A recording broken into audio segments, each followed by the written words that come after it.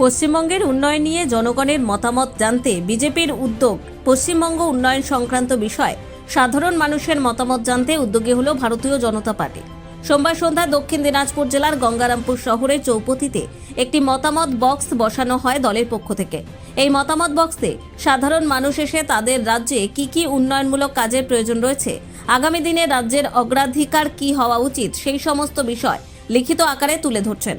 পাশাপাশি ভবিষ্যতে অর্থাৎ 2026 সালের বিধানসভা নির্বাচনে বিজেপি রাজ্যে সরকার গঠন করতে পারলে সাধারণ মানুষের কি প্রত্যাশা ও চাহিদা রয়েছে তাও মতামত বক্সে লিপিবদ্ধ করছেন নাগরিকরা।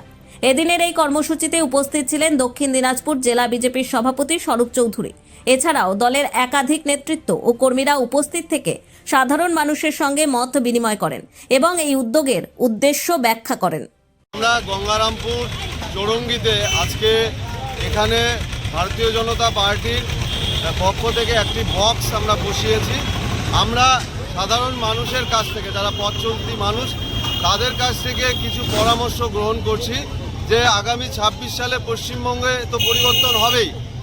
যেভাবে নারীদের ওপর নির্যাতন, যুবকদের কর্মসংস্থান কোনো সুযোগ নেই এবং মহিলা থেকে শুরু করে সর্বস্তরের মানুষ যেভাবে বঞ্চিত, তো সেই জন্য ভারতীয় জনতা পার্টি 26-এ সরকার হবেই এবং পরিবর্তনের পর এই রাজ্যে কী করা উচিত, প্রাথমিকভাবে প্রায়োরিটি কোন বিষয়ের ওপর থাকবে, এছাড়াও বর্তমান পরিস্থিতিতেও আরও দলকে কোন জায়গায় শক্তিশালী করা প্রয়োজন, সেটা সাধারণ মানুষের কাছে আমরা পরামর্শ সংগ্রহ করছি। আপনারা দেখছেন যারা পথ চলতি মানুষ তারা এগিয়ে এসে ভিড় করে তাদের মতামত এই বক্সের মধ্যে তারা ফেলছে।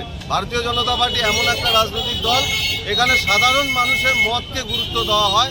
তৃণমূলের মতন এরা স্বৈরাচারী দল ভারতীয় জনতা পার্টি নয়। এর আগেও তো এরকম ধরনের বক্স করেছিলেন, সেখান থেকে বেশিরভাগ কোন কাজগুলোর কথাই উঠে আসছে বলে মনে করছেন? দেখুন, এটা আমাদের সারা বছর এই কর্মসূচির মধ্যে থাকে।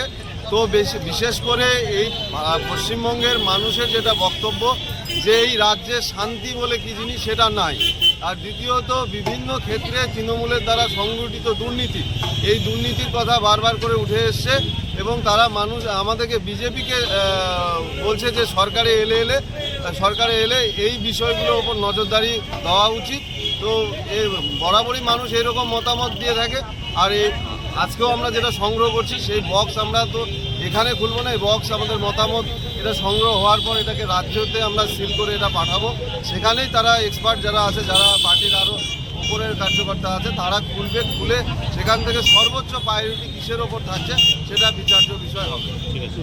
সাধারণ মানুষের মধ্যে একটা স্বতঃস্ফূর্ত উচ্ছ্বাস আমরা দেখতে পাচ্ছি।